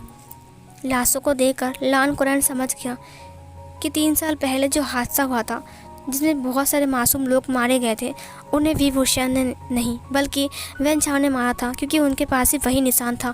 वैन चाओ के पास डेमोनिक पावर देखकर वो सब लोग हैरान थे। सिजैन ने कहा, तुम्हारे पास डेमोनिक पावर है। लान कुरैन ने कहा, इसका मतलब उन सबको तुमने मारा था। वैन चाओ ने कहा, हाँ, मैं नहीं मारा था, सिर्फ और सिर्फ वांग जी के लिए, लेकिन मुझे वांग जी नहीं मिला, मुझे वांग जी चाहिए, समझे कि नहीं। इधर लान कुरैन ने कहा, तुम्हें वांग जी चाहिए, तुम क्या बकवास कर रहे हो, जाओ यहाँ से, अभी कहीं भागो। लेकिन वो भागता नहीं है, ऊपर से वो लोग फाइट करते हैं बहुत ज़्यादा और फिर सब लोग हार जाते हैं। वैन चाओ ने कहा, जाओ जाकर वांग जी को पकड़ के लेकर आओ, लेकिन कहीं पर भी वांग जी नहीं मिलता, लेकिन ईवान मिल जाता है। वो लोग ईवान को पकड़ के लेकर आते हैं। उन्होंने कहा, अरे वाह ईवान। सिजैन ने कहा, छोड़ दो उसे, उसने कुछ नहीं किया है। वैन चाओ ने कहा, हाँ, छोड़ दूँ, ये वांग जी कहाँ है। इवान ने कहा, मुझे नहीं पता, मॉम कहीं बाहर गई है। ये सुनकर वैन चाओ ने कहा, चिंता मत करो, वांग जी अपने आप ही मेरे पास आ जाएगा जब वी वान उसे नहीं मिलेगा, है ना। तभी इधर लान कोरैन ने कहा, देखो छोड़ दो उसे वेंचाओ। वेंचाओ ने कहा, इन सब को लेकर चलो। अगर हम इन सब को लेकर चले गए तो वांग जी अपने आप ही आ जाएगा। आई एम वेटिंग, वांग जी तुम्हारे लिए मैं वेट कर रहा हूँ। ये बोलकर वो उन सब को लेकर चला गया। तकरीबन आधे घंटे बाद वांग जी वहाँ पर फिश लेकर आता है। जब वो कबीले के अंदर आता है तब वो बड़ा चौंक गया। उसने कहा, ये सब क्या है? तुम लोगों को किसने मारा? वहाँ पर डिसिपल्स गिरे हुए थे, चारों ओर खून ही खून थे। ये देखकर वांग जी बहुत घबरा गया। उसने कहा, तुम सबको किसने मारा और तुम सब यहाँ पर कैसे गिर गए? वांग जी उनके पास आ गया। उन्होंने वांग जी से कहा, राजकुमार लान आप आ गए। वांग जी ने कहा, तुम लोग ऐसे कैसे हो गया? फिर डिसिपल्स ने कहा, वेंचाओ आया था। वांग जी ने कहा, वेंचाओ यहाँ पर क्यों आया था? और गगा कहाँ है? ईवान कहाँ है? और अंकल? ये सुनकर उन लोगों ने कहा, उन सबको पकड़ के लेकर गए हैं राजकुमार लान। आप भाग जाइए यहाँ से। यहाँ पर अभी भी वैन सैनिक हैं, वो चारों ओर आपको ढूंढ रहे हैं। मुझे लगता है कबीले के अंदर कुछ ढूंढ रहे हैं। वो लोग हमारे लाइब्रेरी पर गए हैं। वांग जी ने कहा, क्या? फिर इधर डिसिपल ने कहा, आप भाग जाइए।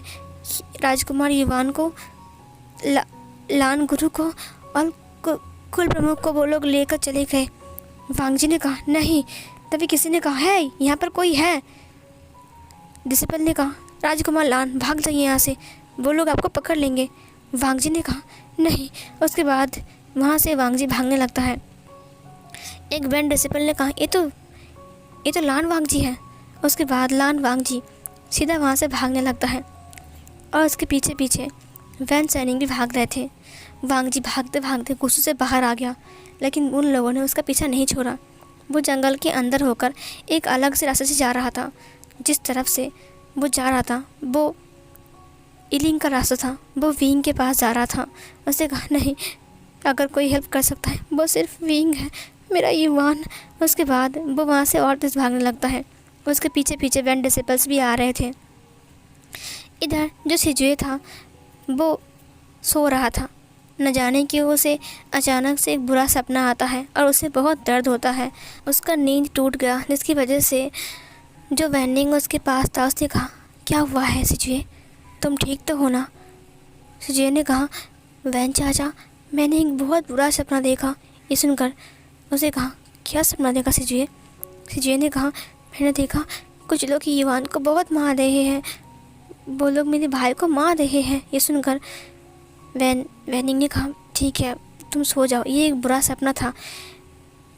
जो युवान है वो बिल्कुल सेफ़ है, वो राजकुमार लान के पास है, चिंता मत करो, ठीक है? सिजुए ने कहा, ठीक है। सीन कट होता है, हम वांग जी को देखते हैं। अब सुबह हो गया था।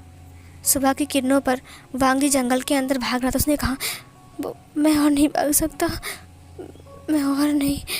वांग जी जैसे कि बेहोश होने वाला है, लेकिन फिर भी वांग जी वहाँ से भागने लगता है। उसके पीछे वो वैन डिसिपल्स थे। उन्होंने कहा, राजकुमार लान को पकड़ना पड़ेगा। अगर हमने राजकुमार लान को पकड़ लिया तो फिर राजकुमार वैन बहुत ज़्यादा खुश होगा, समझे तुम सब? सब लोगों ने कहा, हाँ सही कहा तुमने, हमें राजकुमार वैन को पकड़ना पड़ेगा। उसके बाद वो लोग उसके पीछे आने लगता है। राजकुमार लान जो कि था भाग रहा था। सीन कट होता है। इधर जो विंग था वो सिजुए से कहता है, तुम एक काम करो, तुम वैन चाचा के साथ खेलो, ठीक है? तब तक मैं कुछ सब्जी, लकड़ी और कुछ खाने का सामान लेकर आता हूँ। सब्जी ख़त्म हो गई है ना बेटा? सिजुए ने कहा, पापा मैं भी जाऊँगा ना? विंग ने कहा, नहीं तुम यहीं पर रहो, मैं आ जाऊँगा, बस कुछ सब्जी और कुछ लकड़ी लेकर आऊँगा, जंगल से कुछ लकड़ी और सब्जी, ठीक है? उसने कहा, ठीक है पापा, जल्दी आना। विंग ने कहा, ठीक है मैं जल्दी आ जाऊँगा, ठीक है, गुड बॉय। उसने गुड बॉय बोलकर उठ गया। उसके बाद उसने कहा, अच्छा मैं चलता हूँ। और फिर विंग इलिंग से बाहर आ गया। इलिंग से बाहर आने के बाद उसने सूरज को देखते हुए कहा, हाँ सुबह सुबह कितना काम करना पड़ेगा, पहले लकड़ी लेकर आता हूँ या फिर सब्जी, नहीं सब्जी लेकर आता हूँ। उसके बाद विंग बाज़ार में चला गया। इधर वांग जी जंगलों से बाहर होकर आकर वो अब चल नहीं पा रहा था। उसने कहा, मैं नहीं चल सकता और नहीं चल सकता। विंग जो कि था वो अब सब्जी लेकर लकड़ी लेने के लिए जंगल की तरफ जा रहा था। वांग जी जंगल के अंदर से आकर सीधा नदी के पास आ जाता है, जहाँ पर उसका पैर फिसल गया और वो ऊपर से नीचे गिर गया धड़ाम करके। और इधर वैन डिसिपल्स भी वहाँ पर आ गए। वैन डिसिपल्स ने कहा, वो कहाँ चला गया? इतनी जल्दी वो कैसे भाग सकता है? इधर जो वांग जी था वो बेहोश हो चुका था। विंग सब्जी लेकर वहाँ से गुजर रहा था। उसने देखा कि वैन डिसिपल्स वहाँ पर कुछ कर रहे हैं। विंग ने कहा, क्या बात है? क्या वैन चाओ ने मेरे लिए सैनिक भेजे हैं मुझे मारने के लिए? ये सुनकर वैन डिसिपल्स बहुत घबरा गए। उन्होंने तलवार को बाहर निकालते हुए कहा, ये तो विभूषण है। विभूषण ने कहा, क्या बात है, तुम तीनों इतने घबराए हुए क्यों? किसी को ढूंढ रहे हो क्या, या फिर मुझे ही ढूंढ रहे थे? अचानक से मैं सामने आ गया तो डर गए? ये सुनकर वह वैन डिसिपल्स ने कहा, भागो यहाँ से, लगता है राजकुमार लान यहीं पर ही है। विंग ने कहा, राजकुमार लान? और फिर वो डिसिपल्स वहाँ से भाग गए। विंग ने कहा, है रुको, मुझे नहीं मारोगे? लेकिन वो भाग गए। विंग ने कहा, हाँ प्यास लगी है, चलो पानी पी लेता हूँ। सब्जी को नीचे रखते हुए विंग नदी के किनारे में आ गया। वह पानी पीता है, हाथ और मुंह में पानी लेता है। इसने कहा, लान वांग जी का नाम, कितने साल बाद किसी के मुंह पर लान वांग जी का नाम सुना। पता नहीं कैसा होगा, कितना दिन हो गया उसने नहीं देखा, उसे हक नहीं किया, एक बार उससे बात नहीं किया। और मेरा ईवान भी कितना बड़ा हो गया है, बिल्कुल सिजुए की तरह। पता नहीं वो कैसा होगा, क्या वो अपनी डैड से नफरत करता है क्योंकि मेरे पास डेमोनिक पावर है? जो भी है, मुझे सिजुए को बड़ा करना पड़ेगा। मैंने कितना मेहनत किया, मुझे कोई सबूत नहीं मिला कि सब कुछ किसने किया था। मुझे ढूंढना पड़ेगा, मैं क्या करूं? सिजुए को लेकर यहाँ पर अकेला। उसके बाद विंग उठ गया। उठकर वो अपनी सब्जी को लेकर जा रहा था। अचानक उसे सफ़ेद कुछ चीज़ दिखा झाड़ी के अंदर। उसने कहा, ये कपड़े किसके हैं और किसने यहाँ पर कपड़े फेंका? जब वो आगे बढ़ा, किसी के पैर से दिखाई दिया। उसने कहा, ये पर कोई इंसान है क्या? सब्जी को नीचे रखते हुए वो झाड़ी के पास चला गया। जब वो झाड़ी के पास गया तब वो हैरान हो गया। उसने उस इंसान को उठाया, वो और कोई नहीं बल्कि लान वांग जी था। इसे देखकर विंग ने कहा, लान जान, ये क्या हो गया? इतना खरोच कैसे आ गया इसको? लान वांग जी की पूरी बॉडी पर खून लगी हुई थी। वो भागते भागते बहुत थक चुका था। विंग ने उसकी सांसों को चेक किया, सांसें बहुत तेज़ थी। विंग ने कहा, लान जान। वो नदी के पास से पानी लेकर आया और उसके मुंह में दिया। उसके बाद लान वांग जी को होश आया, लेकिन वो पानी पानी कर रहा था। पानी, मुझे पानी। विंग ने कहा, मैं यहीं पर ही हूँ लान जान, रुको मैं तुम्हारे लिए पानी लेकर आता हूँ। वो उसके लिए पानी लेकर आता है। वांग जी को पिलाने के बाद वांग जी बैठ गया। विंग उसे पकड़ते हुए कहा, लान जान। विंग ने उसके हाथ को पकड़ा। वांग जी का सिर विंग के चेस्ट के ऊपर था। उसे पकड़ते हुए कहा, लान जान, तुम यहाँ पर क्या कर रहे हो और तुम गिर कैसे गए? तुम इतने खरोच कैसे आया लान जान? वांग जी बहुत मुश्किल से ऊपर की तरफ देखता। उसने कहा, विंग। उसने विंग को हक कर लिया। विंग ने कहा, लान जान। विंग की आंखों में आंसू बह गए। उसने भी लान वांग जी को हक कर लिया। उसने कहा, तुम क्या कर रहे हो लान जान? यहाँ पर कैसे आ गए? और ये सब क्या है लान जान? तुम्हारी बॉडी पर इतने खरोच कैसे आ गई? वांग जी ने कहा, ईवान, गगा अंकल बहुत खतरे में है, ईवान को बचाओ विंग। विंग ने कहा, लान जान, तुम ठीक तो हो ना? लान वांग जी फिर से बेहोश हो गया। विंग ने कहा, लान जान, बट लान वांग जी ने आंखें नहीं खोला। और फिर विंग ने उसे ब्राइडल स्टाइल में कैरी कर लिया, उसे ईलिंग के अंदर लेकर आ गया। उसने उसे ईलिंग के अंदर लेकर आया। तब सिजुए वहाँ पर खेल रहा था वैनिंग के साथ। सिजुए देखकर हैरान था। उसने कहा, पापा, ये तो मम्मा है ना, क्या हुआ गया इनको? ये ऐसे क्यों है? वो क्या हो गया मम्मा को? फिर विंग ने कहा, कुछ नहीं हुआ। वैनिंग, जाओ जाकर नदी के पास सब्जी और लकड़ी है, लेकर आओ। वैनिंग ने कहा, ठीक है, मैं जाकर लेकर आता हूँ। सिजुए और विंग दोनों ही अंदर आ गए। उन लोगों ने एक छोटा सा रूम बनाया था जहाँ पर मतलब विंग का केव था, तो वहाँ पर वो उसे लेकर चला गया। वो केव के अंदर उसे बिस्तर में लिटा दिया। उसने कहा, सिजुए जाओ थोड़ा पानी लेकर आओ। सिजुए ने कहा, हाँ पापा। उसके बाद वो पानी लेकर आता है और फिर विंग अच्छे से उसके फेस को क्लीन करता है। विंग ने कहा, लान जान। उसने फिर से उसके फेस से पानी छिड़का। लान वांगजी ने धीरे धीरे करके अपने आइज़ को ओपन किया। उसने कहा विंग, ईवान को। विंग ने कहा क्या हुआ है ईवान को, और तुम्हें क्या हो गया है, तुम ऐसे क्यों बात कर रहे हो, तुम ठीक तो हो ना लानजान। वांगजी उठकर बैठ गया। विंग ने उसे पानी पिलाया। अब वांगजी ने अच्छे से पानी पिया। उसके बाद सिजुए भी वहाँ पर आ गया। उसने कहा मामा आपको क्या हो गया है, आप ऐसे क्यों बन गए। सिजुए रो रहा था। वांगजी सिजुए को हक करते हुए कहा मेरा बच्चा कितना बड़ा हो गया है सिजुए, कितना बड़ा हो गया है। उसने सिजुए को चूम लिया, बहुत ज़्यादा किस किया उसने उसके पूरे फेस पर।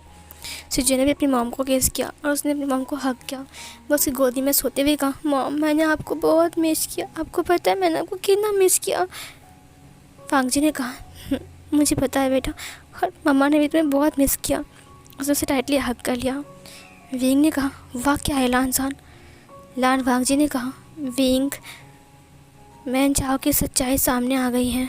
विंग ने कहा क्या, इतनी जल्दी। वांगजी ने कहा मजाक मत करो विंग। विंग ने कहा क्यों, लान को रहने को तो बहुत भरोसा था ना उस बेंच के ऊपर। ये सुनकर वांगजी ने कहा उसने अंकल को और गवा को गिरफ्तार कर लिया है, आई मीन उसने अपने पास रख लिया, और ईवान को भी। ये सुनकर विंग ने कहा क्या, उसकी इतनी हिम्मत है, उसने मेरे बच्चे के ऊपर हाथ लगाया। वांगजी ने कहा हाँ, ईवान को वो लेकर चला गया। ईवान मछली खाने के लिए रो रहा था, लेकिन मैं उसके लिए मछली लेने चला गया था, और फिर जब मैं वापस आया तब सब कुछ बदल गया था। वो बेन डिसिपल्स सबको मार दिया था और ईवान और बाकी सबको लेकर चले गए थे। हाँ, और मैं वहाँ से भाग गया और वो लोग मेरा पीछा कर रहे थे। विंग ने कहा तो वो 3 वैन सैनिक जो यहाँ पर आए थे वो तुम्हें मारने के लिए आए थे। वांगजी ने कहा हाँ। विंग ने कहा अगर मुझे पता होता तो मैं उन तीनों को यहाँ से भागने नहीं देता। कोई बात नहीं लानजान, तुम बहुत वीक लग रहे हो। लान वांगजी ने कहा मैं उतने दूर से भाग कर आया हूँ विंग। विंग ने कहा तुम गोसू से हीलिंग तक भाग कर आए हो। वांगजी ने कहा हाँ। विंग ने कहा ओह गॉड। तभी बाहर से एक आवाज़ आती है राजकुमार विंग। विंग ने कहा हाँ। उसके बाद विंग किचन में जाता है। जाकर वो वांगजी के लिए सूप बनाता है, अच्छे से बॉईल करता है। उसके बाद वो लेकर आता है। उसने कहा तुम्हें भूख लगी होगी ना। वांगजी ने कहा भूख तो लगी है बट ईवान। विंग ने कहा पहले खाना खा लो और फिर हम ईवान को ढूंढने जाएंगे। तुम चिंता मत करो, मैं मेरे बच्चे को कुछ नहीं होने दूंगा। ईवान मेरा बच्चा है और अगर वेंचानो से कुछ किया तो मैं उसे ज़िंदा नहीं छोड़ूंगा। ये बोलकर वो वांगजी को सूप पिलाता है। सिजुए अपनी मॉम के गोद में सो गया था। वांगजी ने कहा सिजुए सो गया है। वहाँ पर वैनिंग आ गया। वैनिंग को देखकर वांगजी घबरा गया। विंग ने कहा घबरा मत, ये सिजुए का बहुत अच्छा दोस्त है पता है। ये सुनकर वांगजी ने कहा दोस्त। वो सिजुए को लेकर जाते हुए कहा मैं इसे इसके रूम में सुला दूंगा। वांगजी ने कहा तुम उसे क्यों ले जा रहे हो। विंग ने कहा घबराओ मत, मैंने कहा ना वो ये सिजुए का दोस्त है। वांगजी ने कहा वो। विंग ने कहा कुछ नहीं करेगा। उसके बाद वो उसे सूप पिलाता है, पानी पिलाता है। उसने कहा अब ठीक लग रहा है। वांगजी ने कहा हाँ ठीक लग रहा है। विंग ने कहा लानसान थोड़ा सा आराम करो और उस बेंच को मैं देख लूँगा। वांगजी ने कहा मुझे भी जाना है तुम्हारे साथ। विंग ने कहा नहीं, उस बेंच को तो मैं इतना मारूंगा, उसकी हिम्मत कैसे हुई, उसने मेरे बच्चे के ऊपर हाथ लगाया है, मैं उसे नहीं छोड़ूंगा समझे। वांगजी ने विंग को हक करते हुए कहा विंग मुझे बहुत घबराहट सी हो रही है, मैं तुम्हें चोट आ जाएगी तो। विंग ने कहा कुछ नहीं होगा, वो मुझे कुछ नहीं कर सकता है। उसके पास हो सकता है डेमोनिक पावर हो, लेकिन मेरे पास तावीज़ है, बांसुरी है, इन लोहा है, वो कुछ नहीं कर सकता, मेरा कुछ नहीं बिगाड़ सकता वो। वांगजी ने विंग को हक करते हुए कहा मैंने तुम्हें बहुत मिस किया विंग। विंग ने उसे हक करते हुए कहा मिस यू टू लानजान, मैंने भी।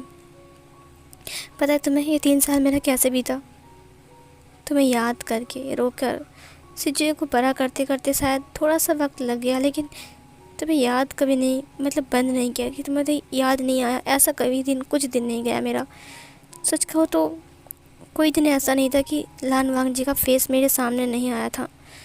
वो लान वांग जी वो वाइट सा ड्रेस पहनकर जो मेरे सामने आता है, उस लान वांग जी को मैं कैसे भूल सकता हूँ। वांग जी ने विंग को देखते हुए कहा, विंग, मुझे पता है कि उस वक्त मैं तुम्हारे साथ नहीं आ पाया। विंग ने कहा, मैं खुश था कि तुम उस वक्त मेरे साथ नहीं आ पाए, क्योंकि अगर तुम यहाँ पर आते तो शायद बहुत दुखी होते। यहाँ पर खाने के लिए ज़्यादा कुछ नहीं है, लेकिन मैं खेती बाड़ी करने की कोशिश कर रहा हूँ। सोच रहा हूँ यहाँ पर कुछ खेती बाड़ी कर लूँगा, सिजुए और मेरा चल जाएगा। उसके बाद मैं इन पेड़ों को ठीक कर रहा हूँ, इन्हें फिर से पहले की तरह बना रहा हूँ, और लगभग हो ही गया है। ये पूरा हरा भरा हो जाएगा। उसके बाद मैं यहाँ पर एक महल बनाऊँगा जहाँ पर बहुत से दासियाँ रहेंगी। मैं लिंग की गाँव को वापस से बनाऊँगा। ये सुनकर वांग जी ने कहा, सच में? विंग ने कहा, हाँ सच में। और उससे पहले मुझे एक और काम करना पड़ेगा। वैन चाओ को ख़त्म करना पड़ेगा और ईवान को बचाना पड़ेगा, और साथ में तुम्हारे अंकल को और तुम्हारे भाई को भी। विंग ने कहा, तुम आज आराम करो, ठीक है, हम इसके बारे में कल बात करते हैं। वांग जी ने कहा, ईवान। विंग ने कहा, कुछ नहीं होगा उसको। जब वैन डिसिपल्स जाकर वैन चाओ को कहा कि वांग जी वहाँ से भाग गया है, हम वांग जी को पकड़ नहीं पाए, तब वैन चाओ ने उन तीनों का सिर कलम कर दिया। उनका सिर उसने काट दिया। उसने कहा, तुम्हारी हिम्मत कैसे हुई ऐसा बोलने की, और तुम मुझे पकड़ नहीं पाए? मुझे यकीन नहीं हो रहा है कि तुम लोग मेरे पास काम करते हो। जो लोग काम नहीं कर सकते हैं मैं उन्हें ज़िंदा नहीं रखता हूँ। ये बोलकर उसने तीनों को मार डाला। उसके बाद इधर उसने लान कुरैन को उसे चैन से कहा, अगर वांग जी और वेंग यहाँ पर नहीं आए तो फिर शायद युवान को मरना होगा। युवान ने कहा, छोड़ दो मुझे। मैंने कहा, मुझे छोड़ दो मुझे। सीन कट होता है। आज रात के टाइम वांग जी ने कहा, पता नहीं युवान क्या कर रहा होगा इस वक्त। वेंग ने कहा, चिंता मत करो, बहुत जल्द ही युवान तुम्हारे पास आ जाएगा। वांग जी ने कहा, हाँ। सिजुए सो गया है क्या? विंग ने कहा, हाँ सिजुए सो गया है, अब तुम सो जाओ। वांग जी ने विंग से कहा, तुम कहाँ सोओगे? विंग ने कहा, तुम सो जाओ ना यहाँ पर। मैं वांग जी ने कहा, क्या तुम मुझे पराया समझ रहे हो विंग? विंग ने कहा, नहीं लानजान, मैंने ऐसा नहीं कहा। उसके बाद विंग उसकी बेड पर आ गया। उसने कहा, ठीक है साथ में सोते हैं। वांग जी ने विंग को हक करते हुए कहा, कितने दिन तुम्हें हक करके नहीं सोया विंग? विंग ने कहा, और मैंने भी लानजान, पता है पहले जब मैं सोने के लिए बिस्तर में गया था तब मुझे नींद नहीं आ रही थी। मैं एक बार इस तरफ दो बार उस तरफ घूम रहा था। सच कहूँ तो मुझे अच्छा नहीं लग रहा था। लानजान, अब तुम तो मेरे पास हो ना, अब तुम शांत हो जाओ, ठीक है, कुछ नहीं होगा। सीन कट होता है। सुबह 5 बजे वांग जी की आँख खुलती है, जहाँ पर विंग नहीं था। विंग को ना देखकर वांग जी बहुत घबरा गया। उसने कहा, ये विंग कहाँ चला गया? जब वांग जी बाहर आया तो उसने देखा कि सिजुए और वैनिंग वहाँ पर बैठकर कुछ कर रहे हैं। वांग जी ने कहा, विंग कहाँ है? ये सुनकर वैनिंग ने कहा, राजकुमार विंग किसान गए हैं। ये सुनकर वांग जी ने कहा, वो कब गया? ये सुनकर वैनिंग ने कहा, वो रात को ही निकल गए हैं, आधी रात को। उन्होंने मुझे कहा आप सबका ख्याल रखने के लिए। वांग जी ने कहा, जाऊँगा मैं, जाना है मुझे, मैं विंग को अकेला नहीं छोड़ सकता हूँ। ये बोलकर वो भागने लगते तलवार को लेकर। सिजुए ने कहा, मामा मेरे लिए लुकिए। उसके बाद वो भी उसके पीछे पीछे भागने लगता है। उन दोनों को देखकर वैनिंग ने कहा, रुक जाओ, मत जाओ, विंग ने मना किया है, राजकुमार विंग ने मना किया है। लेकिन वो लोग उसकी बात नहीं मानते हैं और वैनिंग को भी उनके साथ जाना पड़ता है, क्योंकि वो उसे अकेला भी नहीं छोड़ सकता है। और इधर विंग गुस्से में आग बबूला था। वो इतना गुस्सा था कि कोई अगर उसके सामने आ गया जो उसका दुश्मन हो तो अभी वो उसे मार डालेगा। विंग की आंखें भी पूरी तरीके से लाल हो गई थी। विंग के ऊपर से ब्लैक कलर का धुआं निकल रहा था। विंग अपनी बांसुरी को लेकर किसान पहुंच गया था। उसके बाद उसने एक एक करके वैन डिसिपल्स को मारना स्टार्ट किया। एक वैन डिसिपल्स भागते हुए वैन चाओ के ऊपर पास आता है, जहाँ पर वैन चाओ युवान को मार रहा था, थप्पड़ मारा था उसने। उसने कहा, बताओ तुम्हारा मॉम क्यों नहीं आ रही, बताओ। फिर वो वैन डिसिपल ने कहा, विभूषण आ चुका है। ये सुनकर युवान ने कहा, पापा। फिर वैन चाओ ने कहा विभूषण, यही तो चाहता था कि विभूषण आए, मैं उसे मार डालूंगा। ये बोलकर वो बाहर चला गया। इवान जल्दी से अपनी नाना के पास आ गया और उसकी बंधन को खोलने लगा, लेकिन इवान नहीं खोल पा रहा था। लेकिन फिर भी वो कोशिश कर रहा था। सारे बैंड डिसिपल्स विंग से फाइट कर रहे थे और विंग एक कीड़े मकोड़े की तरह उनको मसलता जा रहा था। उसके बाद अचानक विंग के ऊपर किसी ने अटैक किया। विंग थोड़ा सा पीछे चला गया। विंग मुड़ते हुए कहा, वैन छाओ। वैन छाओ ने कहा, स्वागत है विभूषण, तुम्हारा खूब खूब स्वागत है। विंग ने कहा, तुम्हारी हिम्मत कैसे हुई, तुमने मेरे बच्चे को किडनैप किया है। वैन छाओ ने कहा, मुझे लगा था कि लान वांगजी यहाँ पर आएगा, लेकिन तुम आओगे, मैंने इसे एक्सपेक्ट नहीं किया था विभूषण, बट तुम्हारा स्वागत है विभूषण, अंदर आ जाओ। विंग ने कहा, मेरे बच्चा कहाँ है। ये सुनकर वैन छाओ ने कहा, विभूषण ये तुम्हारी गलती ना, मुझे अच्छी नहीं लगती। आए हो, बैठो, बातें करते हैं, थोड़ा कहानी वहानी बोलते हैं, लेकिन तुम आकड़ी बोल रहे हो मेरा बच्चा कहाँ है। विभूषण भूलो मत, तुम्हारा बच्चा बिल्कुल सेफ़ है मेरे यहाँ पर। अचानक विंग वैन चाओ के ऊपर अटैक कर देता है, जहाँ पर वैन चाओ भी विंग के ऊपर अटैक करता है।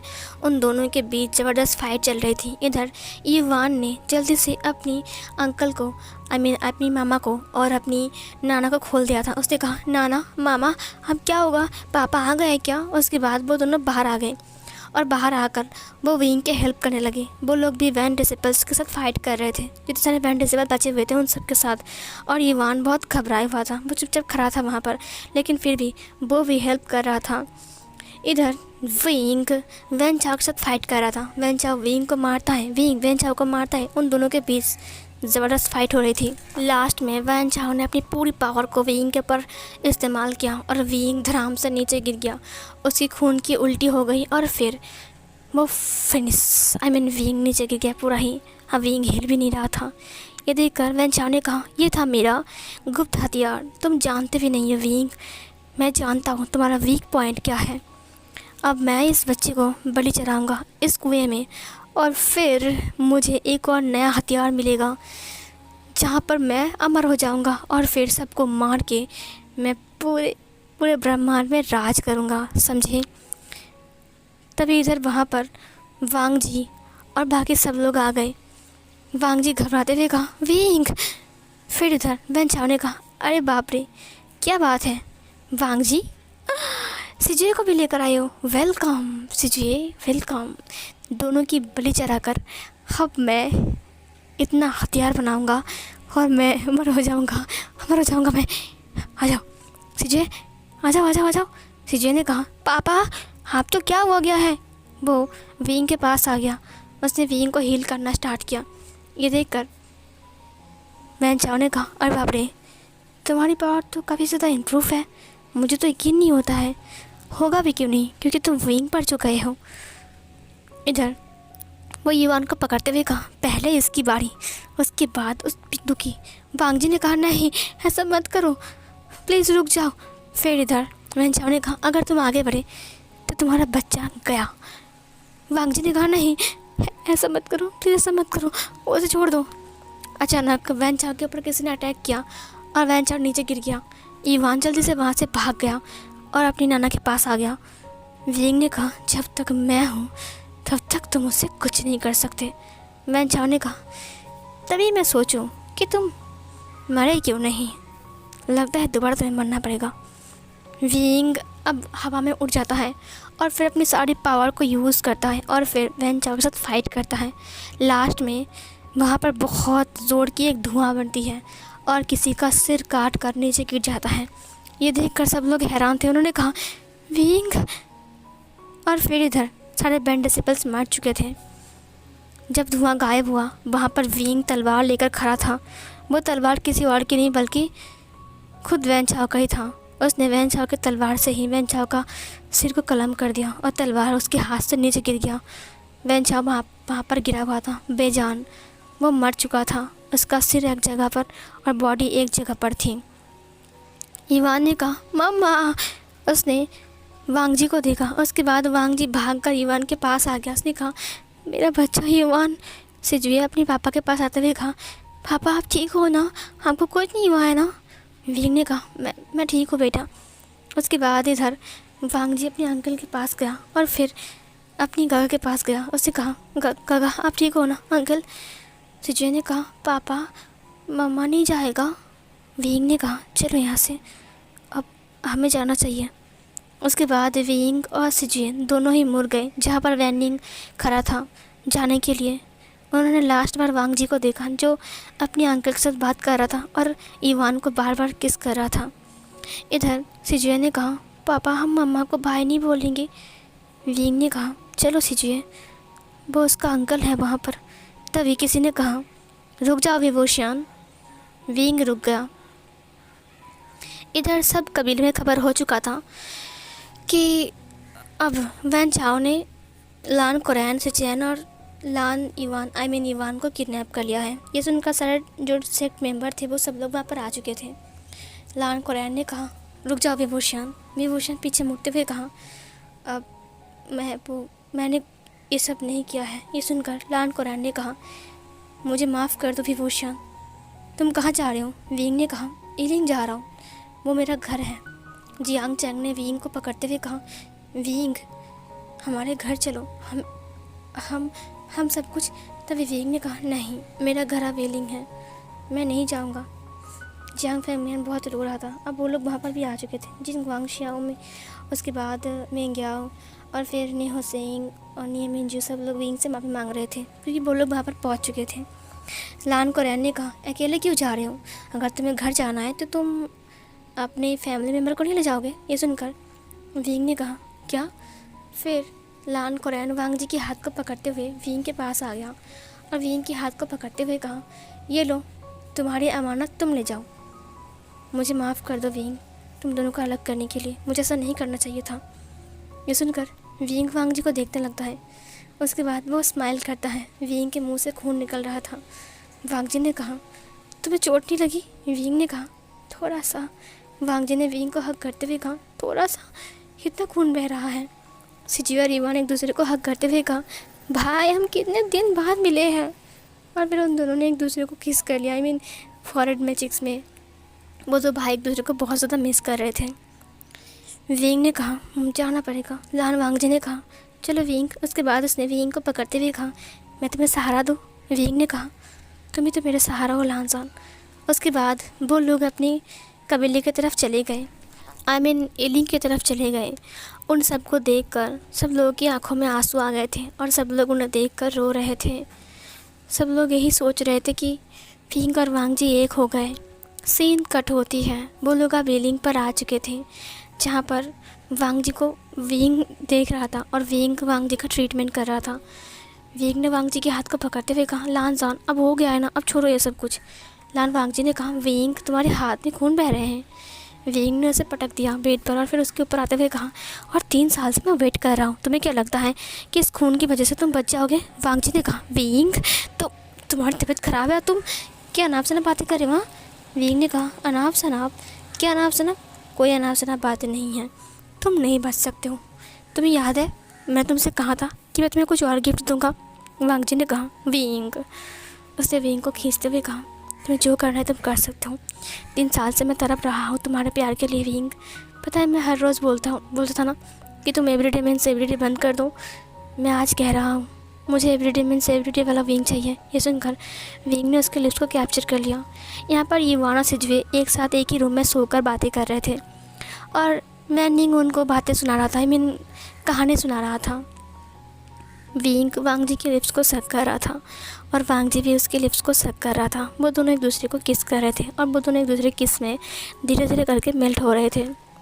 विंग धीरे धीरे करके वांग जी को एंड्रेस करता है, उसके रब्स को उतार देता है और फिर वो उसके निपल्स को देखता है जो कि बहुत चबी था। उसके बाद वो उसके निपल्स को लिक करता है, सक करता है, बाइट करता है। उसने कहा, ये सिर्फ इवान का नहीं मेरा भी है, सिर्फ सिजुए का नहीं मेरा भी है। ये सुनकर वांग जी शर्मा गया, वो ब्लश करता है।